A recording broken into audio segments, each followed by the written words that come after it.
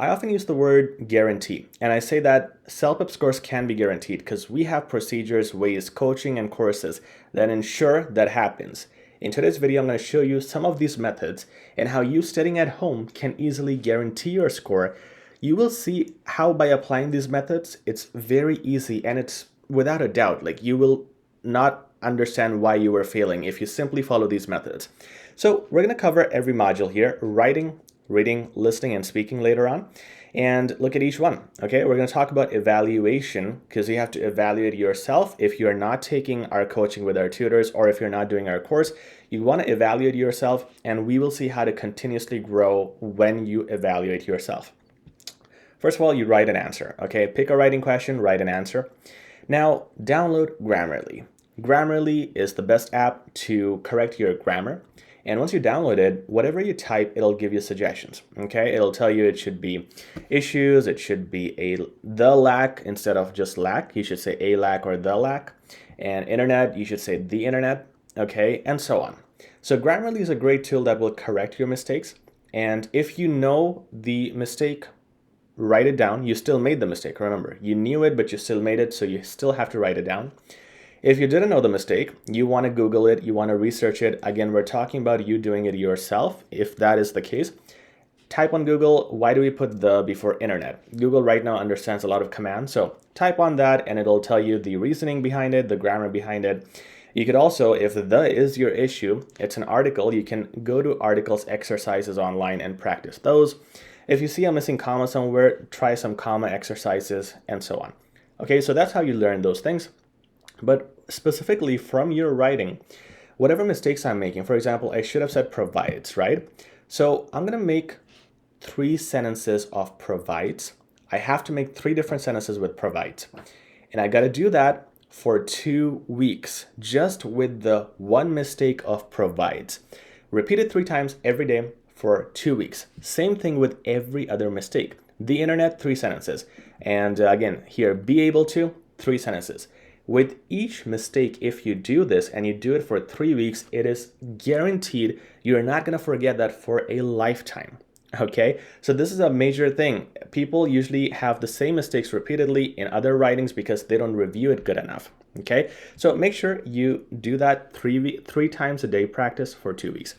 Now that covers your grammar. For your vocabulary, you got to use this tool, thesaurus.com, a very good tool.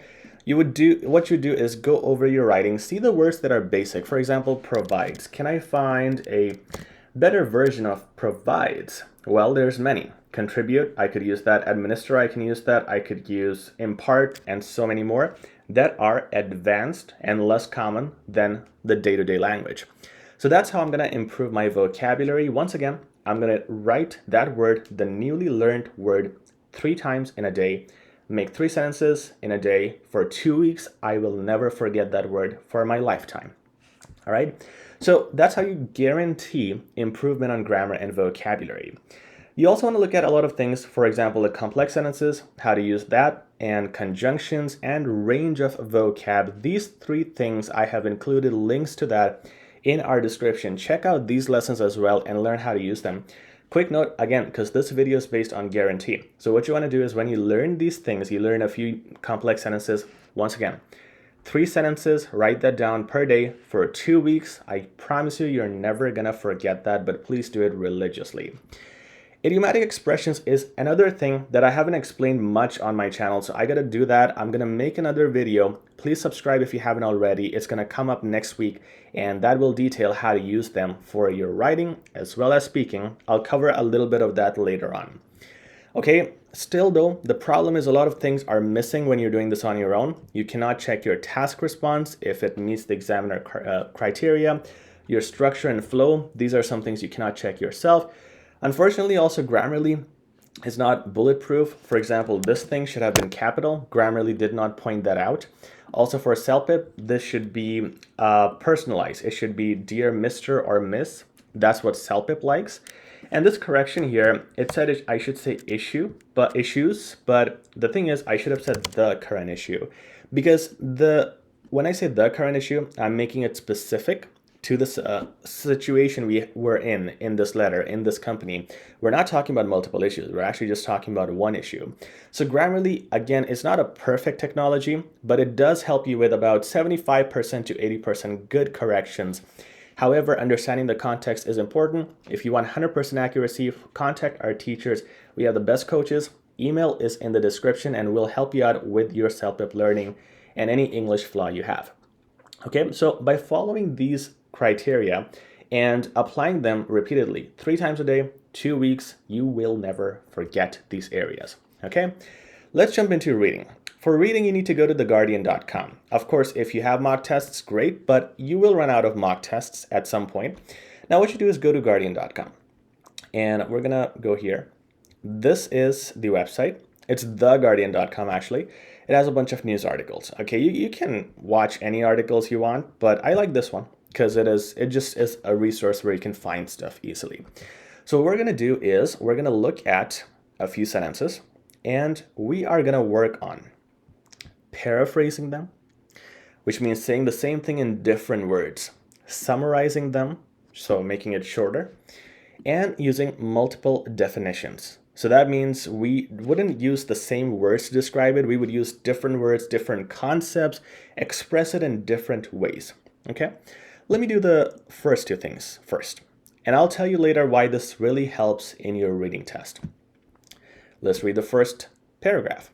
The king is profiting from the deaths of thousands of people in the northwest of England whose assets are secretly being used to upgrade a commercial property empire managed by his hereditary state, the Guardian can reveal. Okay, so let me summarize this. It looks like the king is making money from debts which are now exposed thanks to the Guardian. Okay, I summarized it. I didn't put a lot of the detail here, but I am working on summary just so I can summarize this whole big paragraph in my head. If I look at this paragraph, I know that this one was about him being sneaky and using your money secretly and benefiting. And there was something to do with the Guardian. Okay, that's the idea I want. And I was able to paraphrase it. Obviously, these are my words, not theirs. So what I did is I understood this paragraph and I was able to relate to it. And I can, if I'm doing my exam, I can tell the meaning behind it. I can interpret this whole thing and know what this is all about. Now, let me do this. Let me use multiple definitions to define the same thing. So the king is benefiting, and they're using the money to upgrade an empire, and the Guardian found that out. Okay, maybe I can say the Guardian found out a really cool thing. The king is actually completely corrupt. He wants to build some big, gigantic building, maybe like the Trump Tower. But the funny thing is, he is using the deaths of people and that's how he's benefiting. That's how he makes all this money to fund this big empire, this big building. So you see how I talked to myself is as if I was talking to a friend, very casual words, day-to-day language. I even said the Trump Tower as an example, and I'm trying to relate it to myself. Now, I really understand this. Now, if they say anything about a very paraphrased thing coming from the question, for example, the words are a big foundation was laid. I'm going to go to this paragraph or I'm going to go to this place and I know the answer is there. Because the big empire, the big building, the Trump Tower, the big foundation, all of this looks so familiar to me. And that's what happens in the exams. They ask you either different words in the questions or they completely paraphrase the passage, or they ask you to interpret what is the meaning behind this, what is the feeling, what is the expression behind this.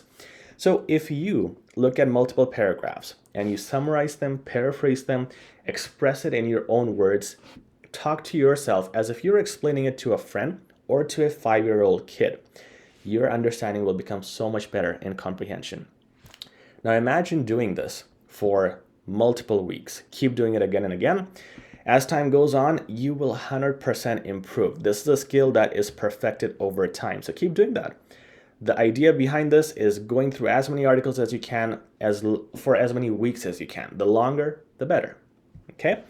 Let's talk about listening. So listening, you go on YouTube, all right? Go on YouTube, check your favorite article, but I recommend Canadian interviews, news, because CELPIP is a Canadian test. So go on YouTube, and what you want to do is play a video. Play about 1 minute of that. Take notes. okay? Because in CELPIP, you get the listening first, then the question. So you take notes when you're listening. Then in your notes, you want to work on three things: pictures, notes, and memory. All right, so here's what I mean. Let's say they're talking about a huge metal container that was sitting on top of a 30-foot building, and this building was unsteady. So what happened was the metal container fell on a bunch of people here, and a lot of them died. You see, I didn't write anything, but I drew pictures, and I can see everything here that was said. Of course, I need to remember. I have memory. That's how I'm relating all these events. And there's a little bit of text too. Sometimes there's more when they're taking names and directions, giving you specific details. But I'm using a combination of text, pictures, and my memory, which is going to help me remember everything that was said. Of course, listening is fast, so you want to find a strategy where you can write down and summarize everything in a quick manner. So using a combination of pictures, notes, and memory is the best way to take notes, and your main skill should be practicing note-taking, because if you have not lots of notes, if you have the whole transcript written out in front of you, and you get the questions, you'll be able to answer everything. You will know exactly what they're talking about, all right? This, again, perfected by listening to more videos. The more hours you spend on this, the more your listening will get better, which is a guarantee. It's just a simple formula. The more you practice, the better you will be, and this note-taking skill will improve. Now let's talk about speaking. So speaking, again, it's best to get a tutor, and here they will point out all these things because you might have a criteria to assess yourself, especially with the online samples where people say, I'm going to score a 10 if I speak like this. They're so easy that it's kind of ridiculous. So it's hard to assess, and if you want to get assessed, we do a free assessment. Link is in the, actually not the link, the email is in the description. You can email us, we'll conduct your free assessment, tell you your level. But here is how you assess yourself and practice speaking on your own. This is the speaking marking criteria. What you do is go to the mock tests for CELPIP online or in our course, and you record your answers, one question at a time. Record your answers and play your audio. Now you want to check at a few things. Pauses. Have you paused enough? You shouldn't be rushing. It sounds you sound like a nervous person if you don't pause and if you're out of breath and constantly talking. Make sure you have enough pauses. Are you clear? Every word coming out of your mouth should be understandable. Are you expressive or are you robotic? Okay, you should be natural, have expressions. Do you have connectors? Furthermore, also, however, are you starting on time and finishing on time? Are you fluent? Like, are the ideas connected? Do they have a flow? Or are you pausing? Are you stuttering? Your vocabulary, again, things like range. Do you have a range of vocabulary, adjectives, adverbs, different parts of speech? Are your sentences complex? You should have that. And you should also have advanced words. By the way, that's just what a vocabulary always implies in general, not very common words. Task response. So have you answered the questions to the point, or are you going off topic? And are they descriptive enough? Sometimes people don't go behind the description. They just say, okay, what's your favorite vacation? Favorite vacation was Hawaii. It was great. But why? Why was it great? Why and how needs to be explained. So have you described that properly? Idiomatic expression. So I said I'm going to cover this in another video, but just to give you a clue, idioms are the ones that are very non-literal. They are a complete opposite, like raining cats and dogs or a piece of cake. It's not really cats and dogs, and it's not really a piece of cake. But things which are different, it's not exactly the same, but also not 100% the same. For example, kick the bucket is when someone dies. Under the weather is when you're sick. These are idiomatic expressions that you need to use in writing and speaking. Not too many, but a few to show your range. I'm going to make a video on this, so please subscribe to this channel. And we're going to discuss this more, but you should have a little bit of that in your speaking. How many points were covered? Were there 10 points that were just useless points, or were there 3 to 4 quality points? You should have more quality points than quantity points because you have less time. And finally, does the context make sense? Is it appropriate? For example, if you're talking to a friend, are you using formal words? Or if you're doing part 6, explaining a difficult situation, are you feeling guilty? Are you feeling the way the question is asking you to feel? In speaking part 7, are you passionate or are you happy? How you're supposed to be passionate, by the way. How is the debating tone in that question? So the appropriateness, relevance of the tone with the context is important. And when you record and listen to yourself, you have to judge all of these things, okay? And there could be a bias, there could be a lack of judgment because you're not looking at it as someone who is a teacher, you're not looking at it with very critical eyes. So it's kind of hard to do it, but if you're doing it on your own, check these things and you want to mark it on a piece of paper. Then do the recording again for the same question. Check them again. Check your progress. These are practical ways to track your progress. Record, listen, speak, and write those things and keep doing it day after day. You will notice improvement and you will notice if you're not improving, and then you know you can reach out for help. All right, so do these things, and honestly, all these things can be improved if you have time. For example, if you are a really weak student at a level 6 or 7 and you want to get to a 9 by yourself, it'll take a few weeks or a few months on your own. If you again take coaching, it will be much faster. And again, it's best to use a mixture of mock tests and these practices. For example, you go to YouTube for listening, you go to theguardian.com for reading. Then after a few of these exercises, maybe after a week, practice a mock test, a real exam like mock test. That many of those are included in our course. Again, the link is in the description. So try that. Next week again, do these practices, then another mock test, and see in real mock tests if your improvement is there. And I promise you it'll be there if you are practicing all of these things in the right manner. Okay, so these are some steps that we use to guarantee student results. It's common sense. If you do them and repeat them, you will improve. And just practice them for the best score, because the exam is really difficult. It's a nightmare. But I hope this video made that nightmare a little bit easy. If you have any questions, feel free to comment. If you like this video, please like, share, and subscribe. We'll talk soon. Take care.